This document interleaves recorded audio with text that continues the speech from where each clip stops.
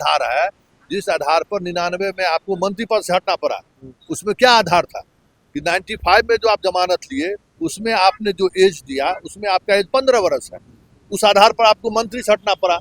उसी आधार पे 2004 में इनको विधानसभा की सदस्यता गंवानी पड़ी। कोई भी आदमी आज तक कल कोई कोर्ट जाएगा ही।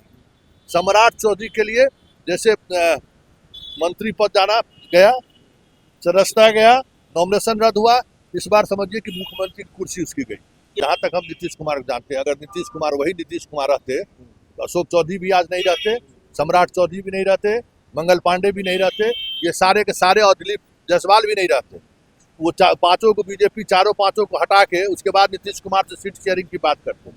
तो जब नीतीश कुमार है ही नहीं तो फिर संयोग और प्रयोग की कोई बात नहीं करनी है कि प्रशांत किशोर जो मुद्दा उठाया है उस मुद्दा में पूरी सरकार बैकफुट पर है।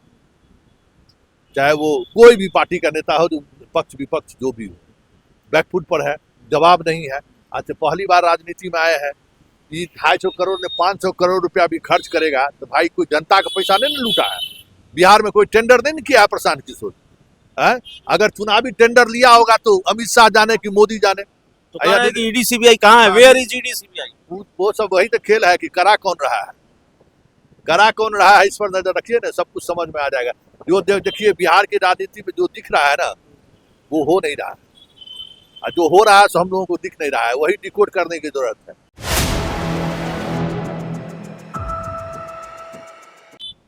नमस्कार, आप देख रहे हैं 4 PM और मैं हूं अभिषेक मिश्रा।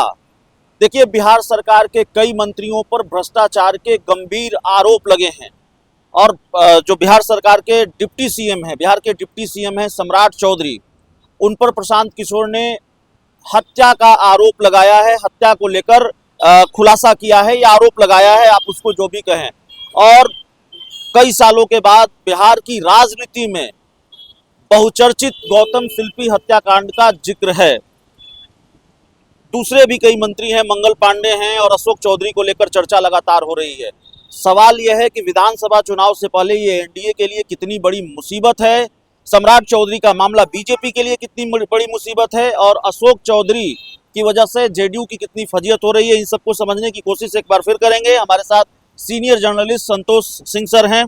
सर, सबसे पहले अशोक चौधरी पर तो आएंगे, लेकिन सबसे पहला सवाल है, बहुचर्चित गौतम शिल्पी हत्याकांड का जिक्र बिहार चुनाव से पहले और कई सालों के बाद ऐसा लगता है इस घटनाक्रम ने बिहार की राजनीति को एक बार फिर गर्मा दिया है।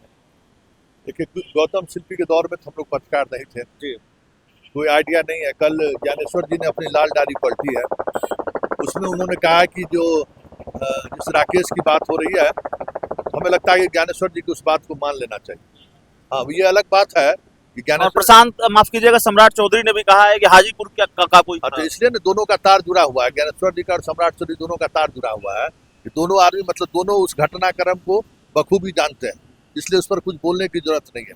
हाँ, एज ए पत्रकार जब उन्होंने अपनी डायरी खोली, उनको वो डायरी भी खोलना चाहिए था जिस डायरी में सम्राट चौधरी के कई पटकथाएं लिखी हुई। अलग बात है, अपना अपना तरीका है रखने का। लेकिन अब गौतम शिल्पी वाले मामले में जब ज्ञानेश्वर जी जैसे पत्रकार जब अगर कह दिए तो फिर ज्यादा ठीक है। लेकिन भ्रष्टाचार का जो मामला है, मंगल पांडे पर है, सम्राट चौधरी पर एक अलग गड़बड़ी, नाम बदलने की गड़बड़ी और उम्र छिपाने की गड़बड़ी, उसको लेकर सजा से राहत पाने की गड़बड़ी, ये सारे आरोप प्रशांत किशोर ने लगाए हैं। देखिए, प्रशांत किशोर ने सम्राट चौधरी पर जो आरोप लगाए हैं वो आरोप बहुत ही गंभीर आरोप, ठीक है ना।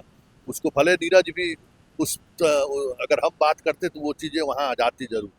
देखिए, सवाल ये नहीं है कि आप मर्डर केस में आप एक्यूटल हो गए, सवाल ये है कि जिस मामले में आप एक्यूटल आपको मिला, उसके बाद उसी मामले में की वजह से वही आधार है जिस आधार पर 99 में आपको मंत्री पद से हटना पड़ा। उसमें क्या आधार था कि 95 में जो आप जमानत लिए उसमें आपने जो एज दिया उसमें आपका एज 15 वर्ष है, उस आधार पर आपको मंत्री से हटना पड़ा। उसी आधार पे 2004 में इनको विधानसभा की सदस्यता गंवानी पड़ी। 2005 के विधानसभा चुनाव में लालू जी जब थे तब तो इनको डीएम अनुमति दे दिया, दूसरे नवंबर वाले में इनको अनुमति नहीं दिया इसी आधार पर। तो वो जजमेंट कुछ और है। नेता सब जो चश्मा दिखा रहे हैं ना, वो इस पर बात है। और ये तय मानिए कि अगर इस इशूज को लेकर कोई भी आदमी आज तक कल कोई कोर्ट जाएगा ही। सम्राट चौधरी के लिए जैसे मंत्री पद जाना गया, रास्ता गया, नॉमिनेशन रद्द हुआ, इस बार समझिए कि मुख्यमंत्री की कुर्सी उसकी गई। ये 5 देश रत्न मार्ग वाला बंगला सही में खतरा साबित होता है क्या बीजेपी के दिग्गजों के लिए?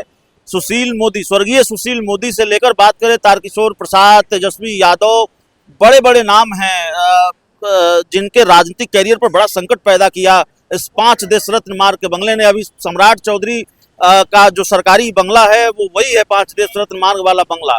देखिए हम इसको तो नहीं मानते, लेकिन बड़ा ताम झाम पूजा पाठ करके गए थे ना, बड़ा मुरेठा बांध के दशहरे का समय था, विजयादशमी के दिन। कह रहे थे कि हमको सब कुछ मतलब नहीं है, अब झेल रहे हैं ना, रात का चैन तो उनका हराम है।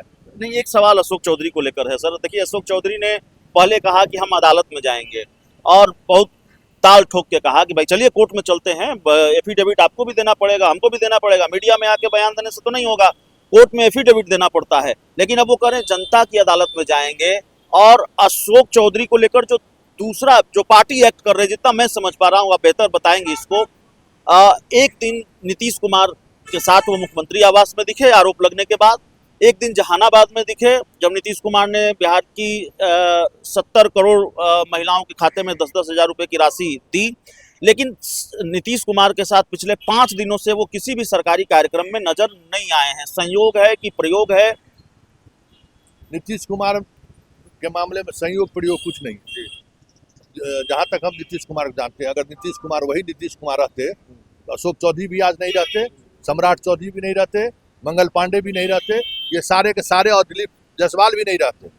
वो पांचों को बीजेपी चारों पांचों को हटा के उसके बाद नीतीश कुमार से सीट शेयरिंग की बात करते हैं।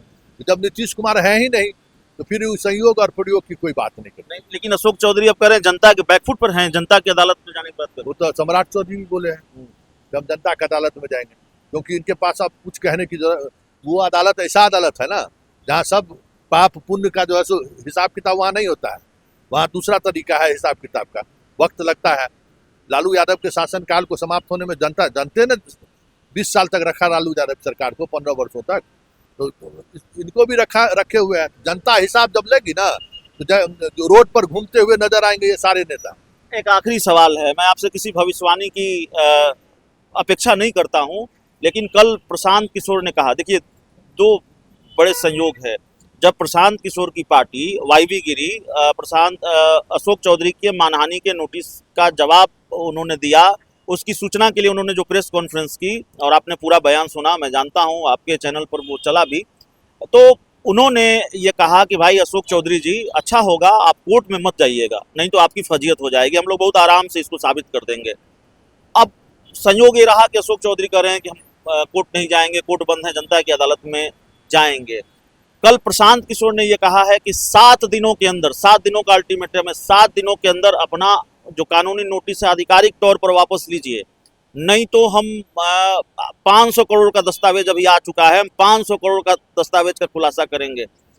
भविष्यवाणी शब्द का इस्तेमाल मैंने इसलिए किया, आपको क्या लगता है अशोक चौधरी वो भी कर देंगे जो प्रशांत किशोर चाहते हैं, कानूनी नोटिस भी आधिकारिक तौर पर वापस हो जाएगा, इतने बैकफुट पर हैं क्या अशोक चौधरी?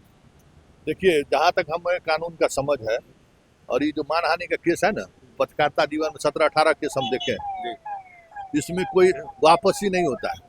कोर्ट में गए थे, वो प्रोसेस है, ये समझिए कि कोई भी अगर कोर्ट में अगर आप मानहानि का केस करते हैं तो उससे पहले आपको लीगल नोटिस देना पड़ता है, वो एक प्रक्रिया है। लीगल नोटिस का अगर जवाब हम नहीं दिए तब आप कोर्ट जाते हैं कि देखिए इनको हम लीगल नोटिस दिए हैं तभी कोर्ट जाएंगे, तो वो प्रक्रिया तो पूरी हुई ही नहीं है। मानहानि का नोटिस दिए तो मानहानि कोर्ट का उनको जवाब दे दिए, तो अभी कहते हैं कि हम जनता की अदालत में जाएंगे, तो अभी अदालत नहीं जाएंगे। और अदालत जाएंगे तो ऐसा नहीं है कि अदालत साबित कर देंगे कि हाँ ये घुसखोर है, उस केस में इनको थोड़ी कुछ होगा। गिरी जी भी अपना दिखा रहे हैं, सवाल वो नहीं, सवाल ये है कि प्रशांत किशोर जो मुद्दा उठाया है उस मुद्दा में पूरी सरकार बैकफुट पर है, चाहे वो कोई भी पार्टी का नेता हो, जो पक्ष विपक्ष जो भी हो, बैकफुट पर है, जवाब नहीं है। आज पहली बार राजनीति में आए हैं, 250 करोड़ ने 500 करोड़ रुपया भी खर्च करेगा तो भाई कोई जनता का पैसा नहीं लूटा है। बिहार में कोई टेंडर नहीं किया है प्रशांत किशोर है, अगर चुनावी टेंडर लिया होगा तो अमित शाह जाने कि मोदी जाने। तो कह रहे हैं कि ईडी सीबीआई कहाँ है, वेयर इज ईडी सीबीआई? वो सब वही तो खेल है कि करा कौन रहा है, करा कौन रहा है इस पर नजर रखिए ना, सब कुछ समझ में आ जाएगा। जो देखिए बिहार की राजनीति में जो दिख रहा है ना, वो हो नहीं रहा, और जो हो रहा है सो हम लोगों को दिख नहीं रहा है, वही डिकोड करने की जरूरत है। चलिए वही डिकोड करने की जरूरत है। राजनीति का गणित 2 और 2 4 का नहीं होता, 2 और 2 5 का गणित होता है। अक्सर जो होता है वो दिखता नहीं है, और जो दिखता है वो हो नहीं रहा होता है। बहुत बहुत धन्यवाद।